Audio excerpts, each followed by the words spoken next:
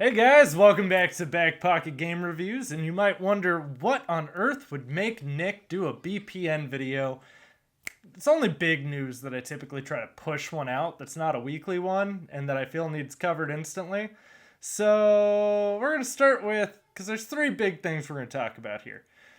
So the first one is GameStop stock dropped almost 8% today, just in one day.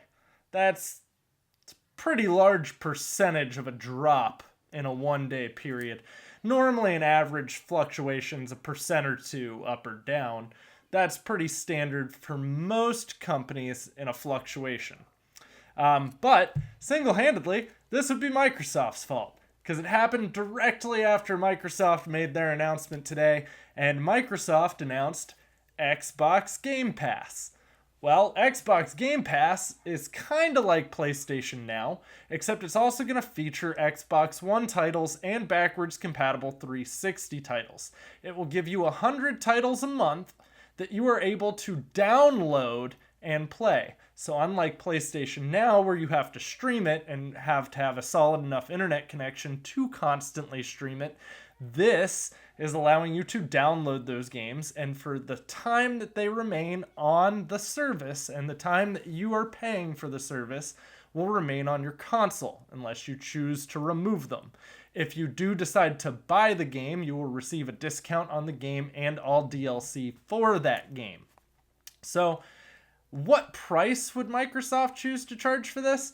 Well, it is exactly $9.99 a month. They will swap in and out titles. They have not stated if it will go above 100 titles, but at release, and it is supposedly going to be available here within the next couple of hours or days for Xbox Insider members. So as soon as I get it, I will cover this for you.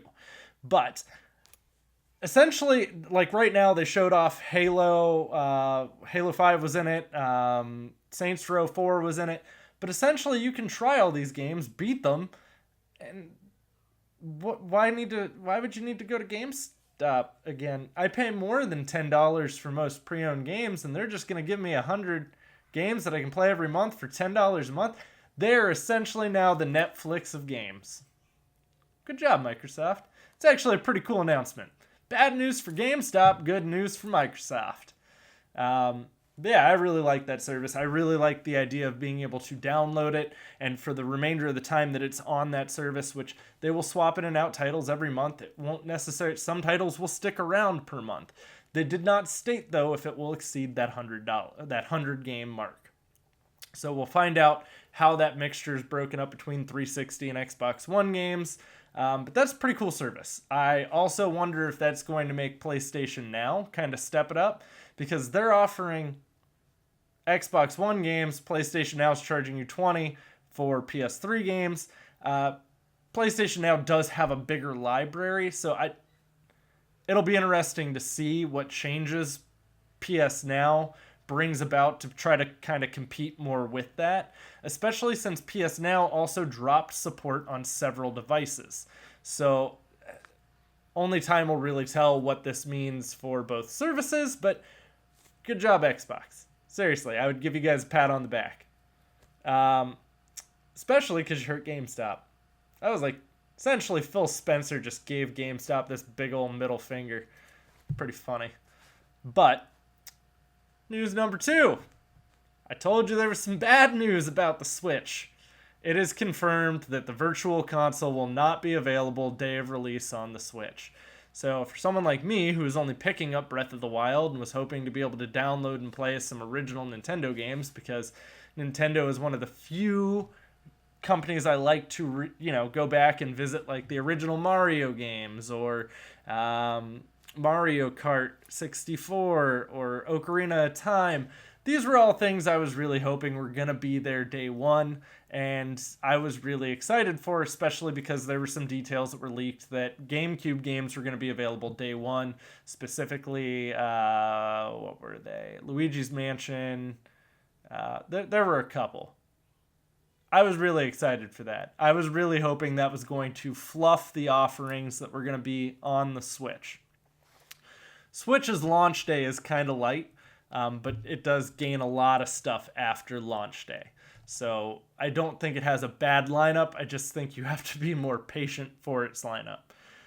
But I'm not saying that's going to kill the Switch or that single-handedly made me not want to get a Switch. I'm still getting my Switch, and you're going to get plenty of videos about the Switch right after I pick mine up. I'm going to do an unboxing, plenty of other content, and we'll do reviews, and we'll talk about...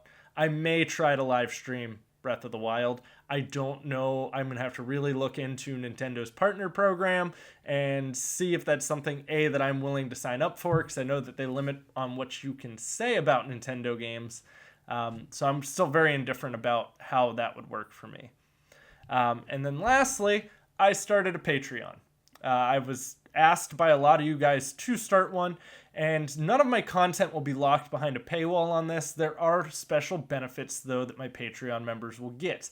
If you would like to check that out, the link will be in the description box down below. It is still somewhat of a work in progress. I still have not done my welcome video to my Patreon, and I still have not done my thank you video for my Patreon. I do already have one Patreon subscriber, but essentially what this is going to allow you to do is, because I will do one exclusive Q&A live stream, and I don't know if it's going to be on Skype or on YouTube, but it'll be exclusive to the members of the Patreon, and that's simply because I do a Q&A live stream, well, I'm trying to do one once a month, and when I do those, the chat gets very congested and can go very fast, but all levels of my Patreon will get that particular benefit.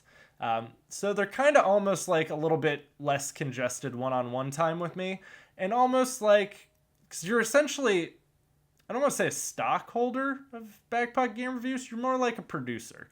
So I will talk to you guys about a lot of that stuff. I may even run some demo videos by you guys that would be like, hey, do you think this would work well? So you guys will get a lot more interaction with the day-to-day grind and different ideas that I have and if I think they would work. But there's some other stuff. If you want to check it out, you can go to the link below. I am accepting of any feedback you have to things that I should change about it. But let me know, guys. At least check it out. You can message me on YouTube if you think there's something I could change. You can always message me on Twitter. You can message me in my Discord. You can message me on my Facebook channel. Whichever one you guys want. Just let me know what you think would add or take away from that I've already put in. I need tips. Let me know what you think about it. But no one's expected to contribute to the Patreon. It's there for those who do want to be into that kind of more active role in the community. So, yeah. But guys, that was why I decided to do a BPN today. The big one was GameStop, and then the Switch news with the virtual console really just, it hit me right here, because that was a big part of what I was hoping for. Was I wanted the virtual console day of release. As of right now, I might only be getting Breath of the Wild day of release. I don't know. We'll find out. So, but guys, thanks for watching. I'll have plenty more content coming for you soon, and we'll see you around.